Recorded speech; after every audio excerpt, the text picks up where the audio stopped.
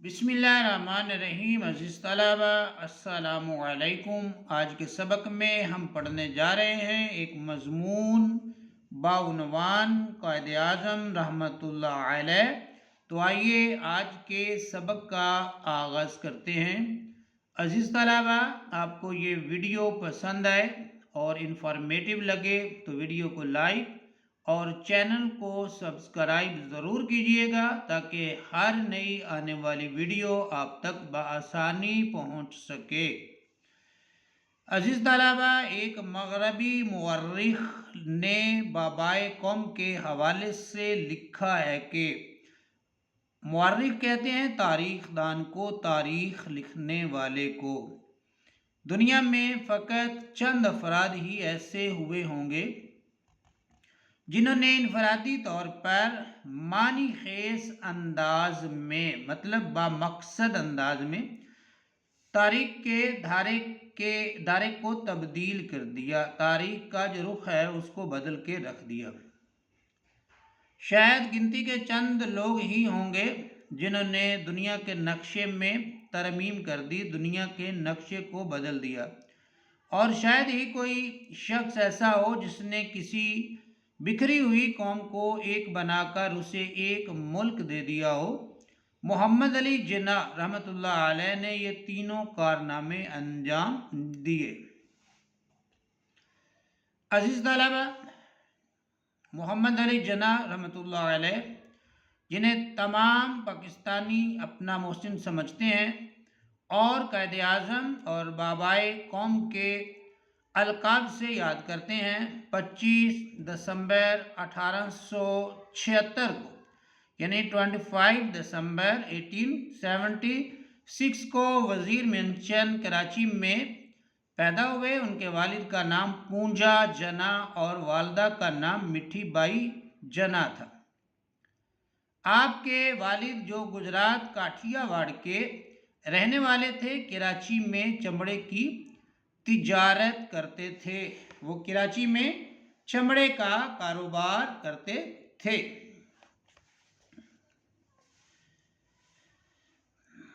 اور خوشحال تھے، چنانچہ آپ کی پرورش بڑے ناز و نہم میں ہوئی۔ ابتدائی تعلیم کا آغاز گھر پر ہوا۔ جب آپ 6 سال کے ہوئے تو آپ کو کراچی کے سندھ مدرسۃ الاسلام میں داخل کرا دیا گیا، جہاں سے آپ نے 14 سال کی عمر میں میٹرک کا امتحان پاس کر لیا۔ آپ ایک ہونہار اور ذہین طالب علم تھے اور حصول علم کا وافر شوق رکھتے تھے۔ بہت زیادہ قائد اعظم رحمۃ اللہ علیہ کو علم حاصل کرنے کا شوق تھا۔ جب آپ نے میٹرک پاس کر لیا تو آپ کے والد کو آپ کو اپنے ساتھ تجارتی کاروبار میں شریک کرنا چاہتے تھے تاکہ ان کا کاروبار چمکے گا، مگر ان کے والد کے ایک مخلص دوست نے محمد علی جناح رحمۃ اللہ علیہ کی لیاقت دیکھ کر انہیں مشورہ دیا کہ بچے کو اعلیٰ تعلیم کے لیے برطانیہ بھیجنا چاہیے۔ چنانچہ آپ کے والد نے آپ کو لندن بھیج دیا، جہاں سے آپ نے لنکنز ان یونیورسٹی سے بار ایٹ لا کا امتحان پاس کیا، مطلب وکالت کا امتحان انہوں نے لنکنز ان یونیورسٹی سے کیا۔ اس دوران میں آپ کا گھرانہ کراچی سے بمبئی منتقل ہو چکا تھا، چنانچہ آپ بھی بمبئی چلے گئے اور 24 اگست 1896 24 اگست 1896 کو آپ نے ہائی کورٹ کے رجسٹر میں اپنا نام درج کرایا اور اس کے ساتھ ہی لا کی پریکٹس شروع کر دی۔ قانون کی پریکٹس وکالت کی پریکٹس اس کے ساتھ قائد اعظم رحمۃ اللہ علیہ نے شروع کر دی۔ بہت ہی کم عرصے میں آپ نے اپنے رفیقان کار سے، اپنے دوستوں سے اپنی لیاقت کا لوہا منوا لیا اور آپ کا شمار بمبئی کے چوٹی کے وکیلوں میں ہونے لگا۔ کچھ عرصہ کے لیے آپ نے بمبئی کے ایڈووکیٹ جنرل کے ساتھ کام کیا، پھر عارضی طور پر ریزیڈنسی مجسٹریٹ ہو گئے۔ قائد اعظم رحمۃ اللہ علیہ نے کچھ دیر جو ہے وہ عارضی طور پر ایڈوکیٹ جنرل کے ساتھ جو ہے وہ کام کیا، اور اس کے بعد قائد اعظم رحمۃ اللہ علیہ ریزیڈنسی مجسٹریٹ ہو گئے۔ بعد ازاں آپ کو 1500 روپے ماہوار کی سرکاری عہدے کی پیشکش ہوئی، مگر آپ نے یہ کہہ کر اسے قبول کرنے سے انکار کر دیا کہ بہت کم عرصے میں اتنی رقم تو میں ایک دن میں کمانے کے قابل ہو جاؤں گا۔ عزیز طلبہ، محمد علی جناح رحمۃ اللہ علیہ کو زمانہ طالب علمی ہی سے سیاست سے خاصی دلچسپی تھی۔ آپ کے سوانح نگار ہیکٹر بولائتھو ایک جگہ لکھتے ہیں کہ اس زمانے میں زیادہ تر طالب علم زمین پر کانچ کی گولیوں سے کھیلتے تھے، جس سے کپڑے گرد آلود ہو جاتے تھے، مٹی لگ جاتی تھی کپڑوں کو۔ آپ نے طالب علموں سے کہا کہ وہ کانچ کی گولیوں سے نہ کھیلیں، بلکہ انہیں کرکٹ کھیلنے کی طرف راغب کیا۔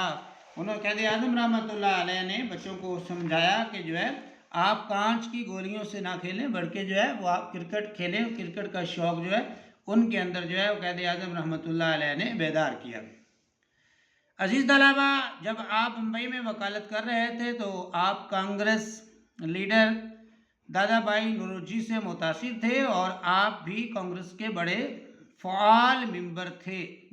فعال ممبر مطلب سرگرم ممبر، کیونکہ اس وقت کانگریس ہندوستان کی سب سے بڑی سیاسی تنظیم تھی۔ مگر جب 30 دسمبر 1906 کو یعنی کہ 30 دسمبر 1906 کو ڈھاکہ میں آل انڈیا مسلم لیگ کی بنیاد رکھی گئی تو آپ نے بھی آل انڈیا مسلم لیگ میں شمولیت اختیار کر لی۔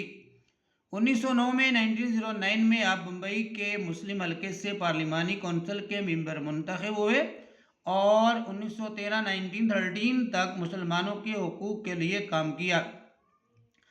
1913 سے 1919 تک 1913 سے 1919 تک آپ ہندو مسلم اتحاد کے حامی تھے اور ہندو مسلم اتحاد کے سفیر کہلاتے تھے۔ مگر جب آپ نے دیکھا کہ کانگریس تو ہندوستان میں ہندو راج کے لیے کام کر رہی ہے، تو آپ نے کانگریس سے استعفیٰ دے دیا، ریزائن کر دیا، اور مسلم لیگ کو توانا بنانے میں لگ گئے۔ مطلب مسلم لیگ کو جو ہے وہ مضبوط جماعت بنانے میں جو ہے انہوں نے جو ہے وہ اپنا کردار جو ہے وہ ادا کیا۔ اس کے بعد عزیز طلبہ، محمد علی جناح رحمۃ اللہ علیہ ایک بے باک، دلیر اور نڈر لیڈر تھے، بے خوف لیڈر، اور فہم و فراست، عقل اور سمجھ اور جرأت و حق گوئی و بے باکی کی عمدہ مثال سمجھے جاتے تھے۔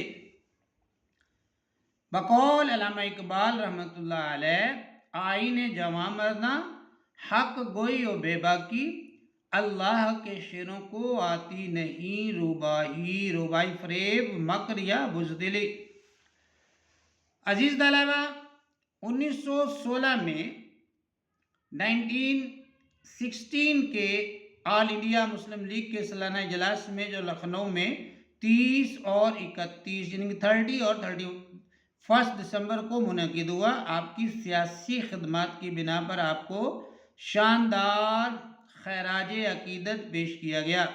1916 میں 1916 میں 16 کا میثاق لکھنؤ جو ہندو مسلم اتحاد کی آخری کوشش تھا، آپ ہی کی کوششوں سے ظہور پذیر ہوا تھا، مگر آپ کا کانگریس کے متعصبانہ رویے سے بہت دل برداشتہ ہوئے، اور آپ نے نہرو رپورٹ کے جواب میں 1929 میں 1929 میں آل انڈیا مسلم لیگ کے پلیٹ فارم سے انگریزی حکومت کو کچھ مطالبات پیش کیے، جنہیں تاریخ میں قائد اعظم رحمۃ اللہ علیہ کے 14 نکات کے نام سے یاد کیا جاتا ہے۔ عزیز طلبہ، 1930 میں 1930 میں آل انڈیا مسلم لیگ کا اجلاس الہ آباد کے مقام پر ہوا، جس کی صدارت علامہ اقبال رحمۃ اللہ علیہ نے کی، اور انہوں نے اپنے خطبہ صدارت میں مسلم انڈیا ود ان انڈیا کی تجویز پیش کی، جسے بعد ازاں دو قومی نظریہ یا نظریہ پاکستان کا نام دیا گیا۔ اس دوران میں قائد اعظم رحمۃ اللہ علیہ گول میز کانفرنس میں شرکت کے لیے لندن جا چکے تھے، اور وہ بر عظیم کے معاملات سے اس قدر دل برداشتہ ہو چکے تھے کہ انہوں نے لندن ہی میں رہ جانے کا فیصلہ کر لیا، مگر علامہ اقبال رحمۃ اللہ علیہ نے انہیں پے در پے مسلسل مطلب کہ کئی خط لکھے اور انہیں جتایا کہ اس وقت ہندوستان کے مسلمان بڑے نازک دور سے گزر رہے ہیں اور آپ ہی ان کی صحیح رہنمائی کر سکتے ہیں۔ قائد اعظم رحمۃ اللہ علیہ نے علامہ اقبال رحمۃ اللہ علیہ کے مشورے کی بہت قدر کی اور انہوں نے دو قومی نظریے کے تحت مسلمانوں کی آزادی کے لیے جدوجہد شروع کر دی۔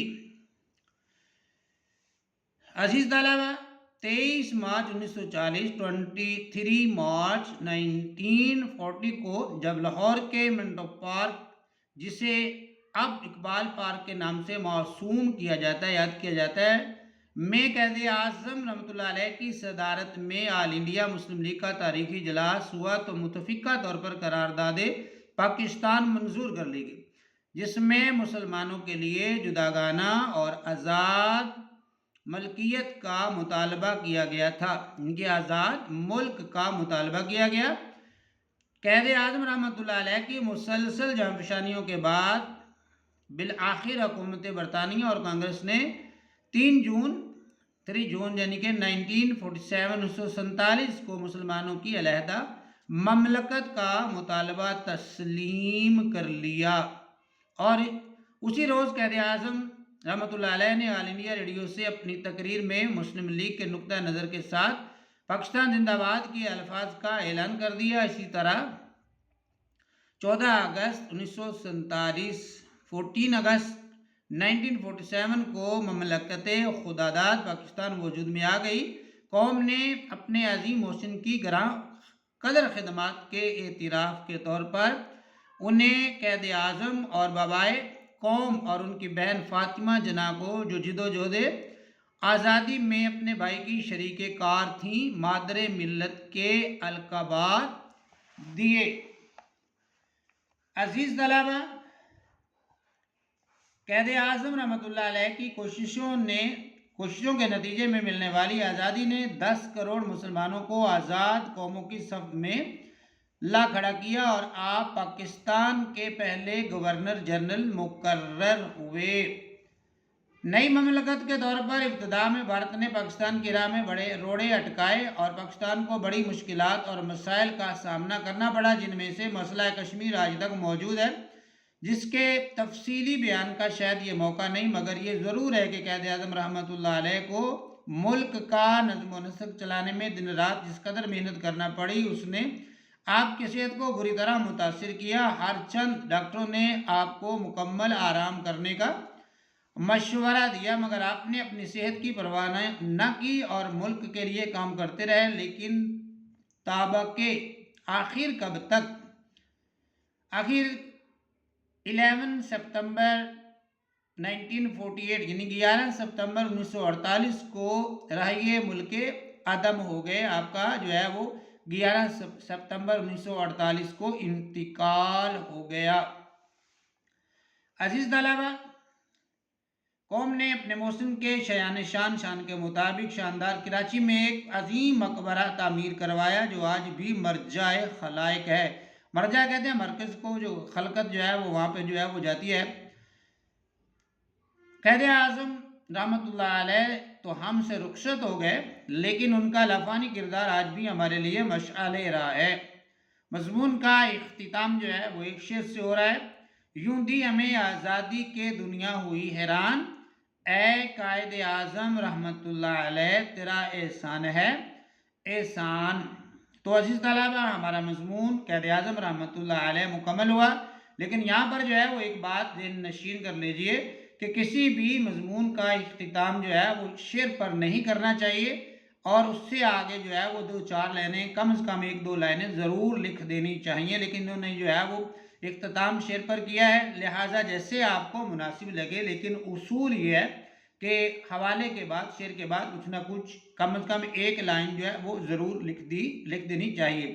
تو عزیز طلبہ، ہمیں دیجیے اجازت، ملتے ہیں نئی ویڈیو کے ساتھ، تب تک کے لیے اللہ حافظ۔